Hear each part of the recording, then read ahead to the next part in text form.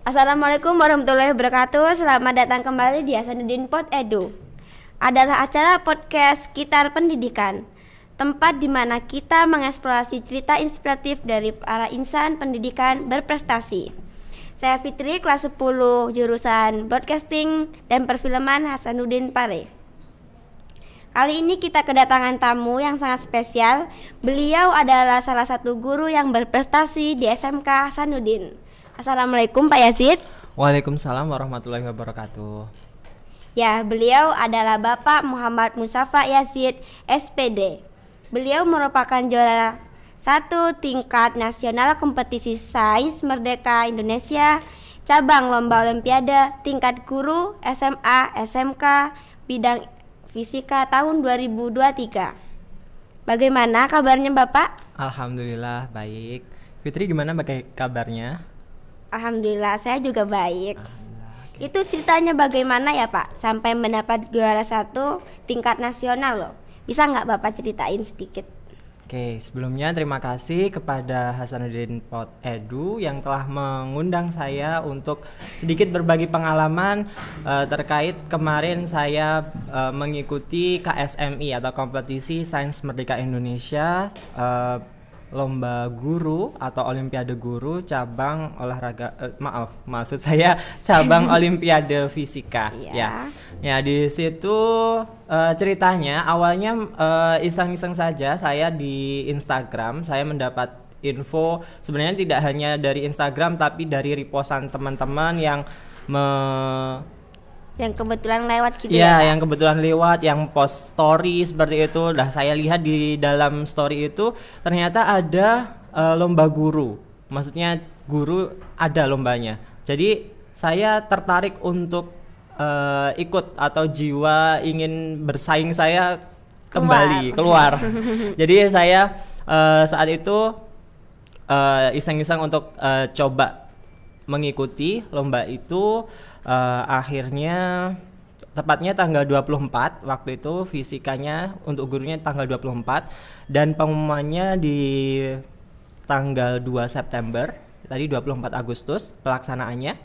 Tanggal 2 September adalah pengumumannya dan saya juga cukup terkejut karena saya mendapatkan peringkat pertama dari cabang guru fisika yang mana yang banyak sekali pesaingnya dan di mana di situ juga dia dari atau beliau itu yang ikut juga dari MPD, maksudnya dari magister atau S2 yang tingkatan pendidikannya mungkin lebih tinggi dari saya, dan ya itu saya terkejut kalau juga mendapat juara 1 itu. Jadi ya, itu ceritanya. Itu seperti iseng-iseng berhadiah aja ya Pak? Ya benar, iseng-iseng berhadiah sekali. Tapi itu keren loh Pak, bisa mendapat juara 1. Ya terima kasih, Fitri juga harus berprestasi ya.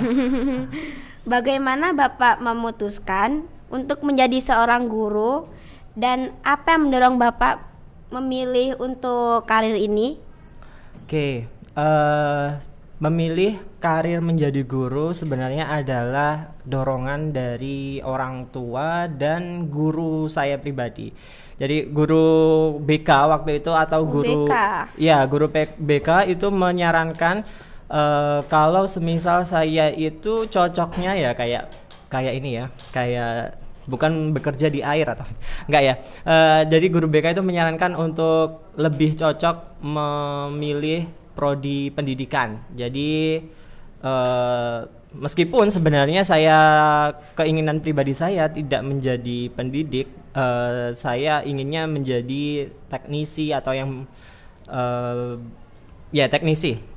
Namun setelah pertimbangan beberapa pemikiran, akhirnya diputuskan saya memilih untuk mengambil prodi pendidikan itu. Jadi itu ceritanya. Jadi itu dorongan dari orang tua sekitar, lingkungan, guru itu yang menyarankan untuk lebih ambil pendidikan saja. Jadi saya mengikuti itu dan alhamdulillah sampai sekarang masih diberikan kenyamanan untuk bekerja di bidang pendidikan.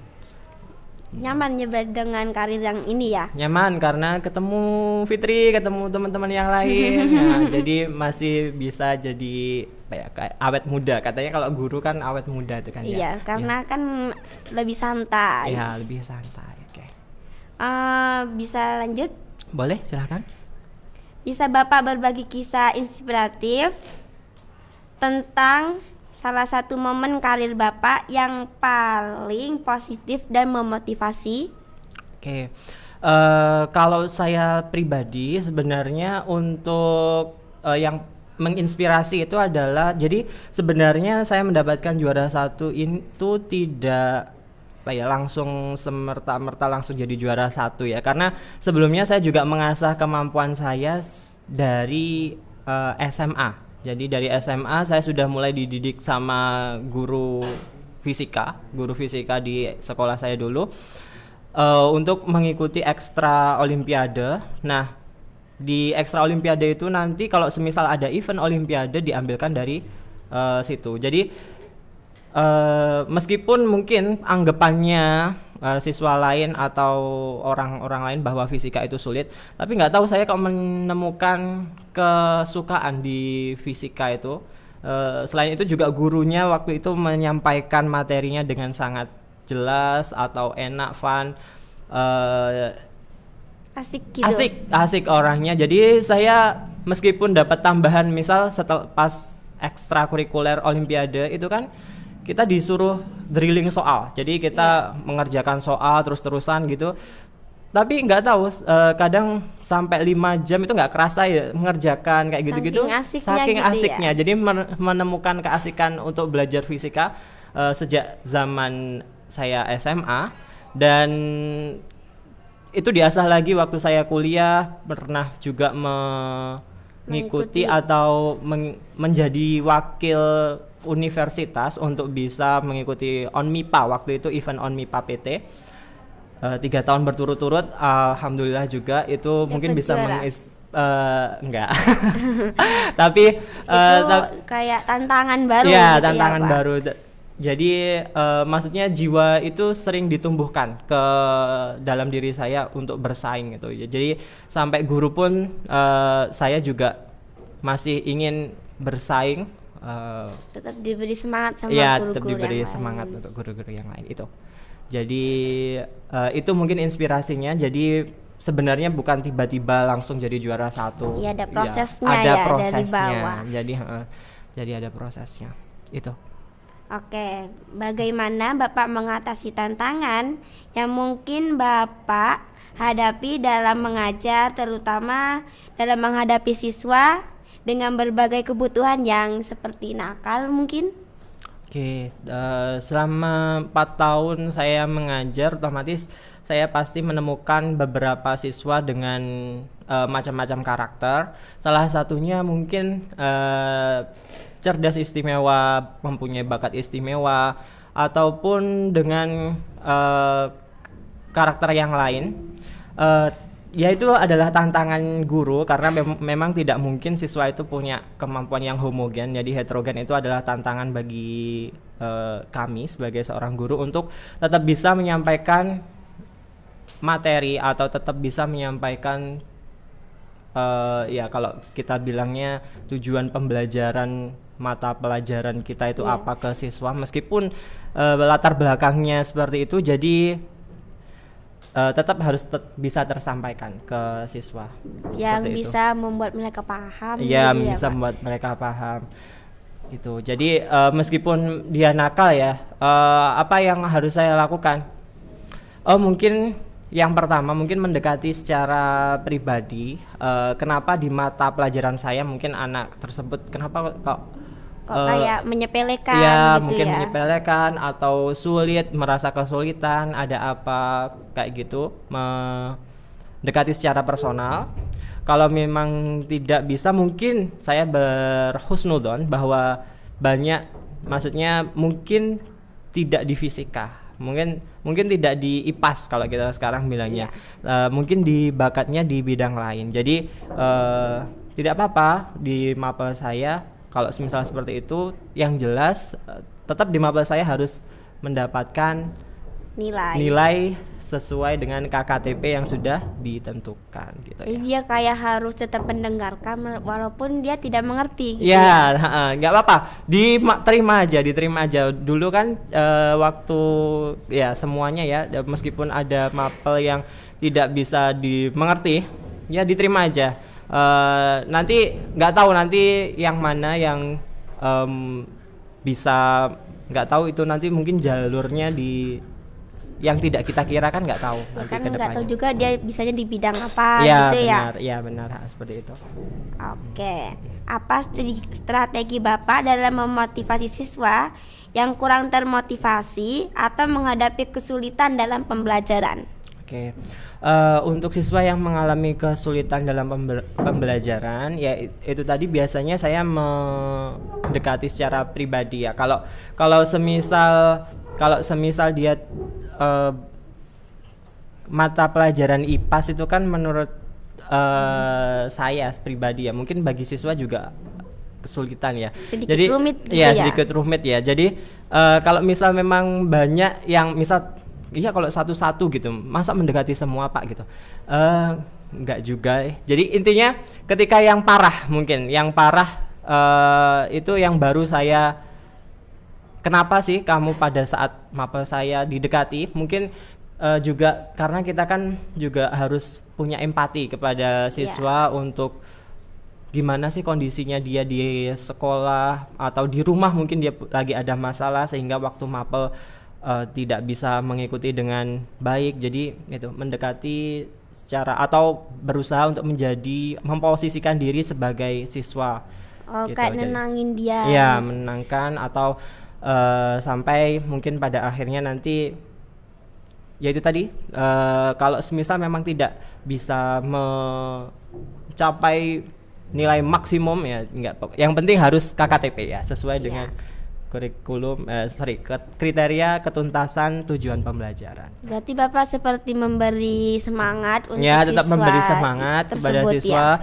Kalau semisal memang tidak di fisika, berarti saman bisa atau di tempat di tempat mana, atau mungkin di basket atau mungkin di volley, ya itu yang dioptimalkan supaya memang bisa berprestasi di bidang itu gitu. Lanjut ya. Oke. Bagaimana Bapak menjaga diri Bapak tetap termotivasi dan terinspirasi dalam pekerjaan sebagai seorang guru? Oke. Mungkin kalau nanti ya, mungkin Fitri ceritanya apa kalau boleh tahu? Jadi sebenarnya saya mau jadi kayak desainer gitu Pak.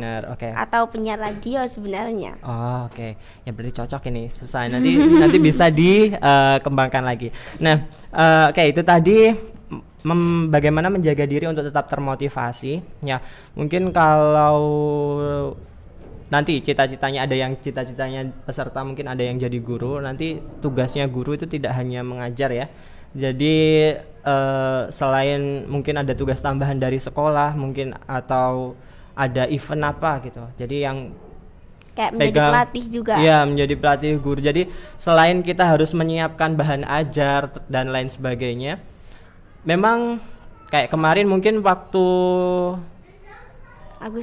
Agustus itu kan banyak sekali event kayak ya itu terus juga kadang bapak ibu guru yang lain itu juga menanyakan kepada saya, kenapa kok bisa ikut, padahal di sela-sela kegiatan yang cukup padat Agustus itu tapi kok masih bisa ikut ya, karena tahu ya jiwa itu tadi saya yang bersaing itu kompetisi. Kalau ada kompetisi minatnya memang dari dalam diri sendiri ya, lebih jadi terdorong dari diri sendiri. Ya, dari gitu diri ya? sendiri sudah besar. Sebenarnya kalau untuk menyiapkan apakah belajar untuk olimpiade itu saya enggak belajar sama sekali.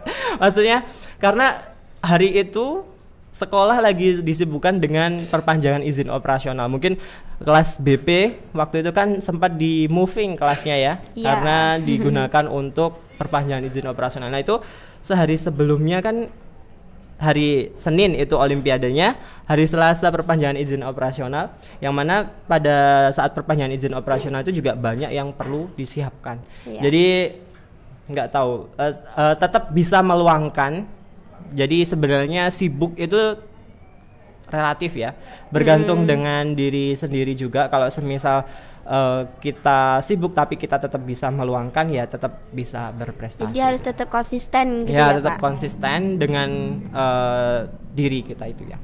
Gitu. Ya. Apakah ada cerita atau testimonial dari siswa atau mantan siswa yang telah merasa dampak positif dari pembelajaran Bapak yang ingin Bapak bagi? Terima kasih.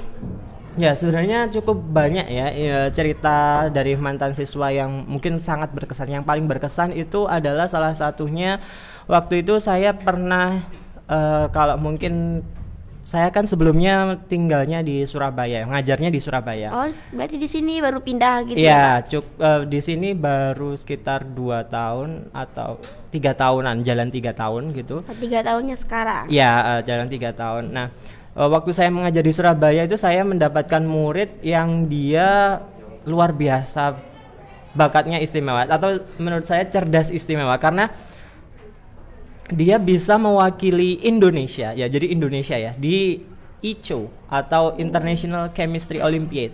Jadi 2 tahun berturut-turut. Namanya mungkin adalah Kevin Liusbong. Kalau misal tahu, dari SMA, salah satu SMA swasta di Surabaya, itu dia berhasil meraih perunggu sama perak. Jadi itu yang membuat saya menjadi kebanggaan tersendiri. Wah, dulu saya pernah ngajar si Kevin ini sehingga dia bisa jadi mewakili Indonesia di ICO waktu itu. Yang saya tahu itu di Cina, sama yang satunya lagi di tahun berikutnya di Swiss, di Zurich, Swiss gitu. Udah sampai luar negeri iya, gitu sampai luar negeri itu. Meskipun itu itu jadi kebanggaan tersendiri lah bagi saya, seorang guru ya, punya murid yang bisa sampai di sana gitu, mewakili ya, Indonesia. mewakili Indonesia itu. Keren sih itu Pak. Ya, itu. Bisa termotivasi dari gurunya mungkin ya. Mungkin sebenarnya tidak hanya itu, orang tua. Saya merasakan orang tuanya itu, ya, dukungan orang tua sangat besar waktu itu. Waktu saya ngajar, tidak hanya gurunya, anaknya sendiri juga. Anaknya motivasinya sudah bagus, ditambah orang tuanya yang sudah mendukung dari awal, mungkin mulai dari penyiapan soal-soalnya atau mungkin buku-buku Olimpiade itu orang tuanya support semua, beli buku itu support orang tuanya. Mungkin juga keinginan anaknya sendiri, Bapak waktu SMA gitu nah, ya. itu bisa jadi seperti itu. Jadi hingga sampai bisa di kancah internasional seperti itu. Boleh saya tanya lagi kan ya Pak? Boleh, silahkan. Ya. Bagaimana Bapak melihat masa depan pendidikan dan apa perubahan atau inovasi yang Bapak harapkan atau membantu guru dan siswa lebih sukses? Ya, mungkin harapannya kalau kita lihat di kurikulum Merdeka ini ya, kemarin itu setiap sekolah itu, mungkin Fitri tahu nggak istilah inklusi. Jadi kemarin saya pernah di kurikulum Merdeka ini kan ada inklusi ya. Kurikulum Merdeka itu memungkinkan para guru untuk memodifikasi modul ajar maupun tujuan pembelajaran sudah ditetapkan. Alur tujuan pembelajaran, maksudnya kalau dulu mungkin kita dikasih bab misal bab tentang kalor, suhu dan kalor. Ya udah, kita harus belajar tentang itu, suhu dan kalor, sampai sesuai dengan kompetensi dasar yang harus dicapai pembelajaran itu. Tapi di kurikulum Merdeka ini kan itu lebih simpel, iya, gitu. Simple juga, maksudnya disesuaikan dengan kebutuhan murid. Misal agar murid lebih cepat paham. Benar, gitu. atau mungkin ketika siswa yang memiliki pemahaman yang kurang di bidang fisika mungkin, jadi saya bisa menurunkan tujuan pembelajaran atau bisa menurunkan kriteria ketercapaian tujuan pembelajarannya. Jadi itu lebih fleksibel, dan itu juga mendorong kayak mungkin di kelas olahraga ini yang mungkin sering ya. Jadi anak yang punya bakat di bidang olahraga, misal volley gitu. Iya. Nah, itu di kurikulum Merdeka itu harusnya di sekolah yang inklusi itu harus menyediakan guru yang benar-benar paham di bidang volley gitu. Terus supaya mendorong anaknya itu untuk berprestasi. Jadi biar anaknya lebih semangat. Iya, jadi seperti itu.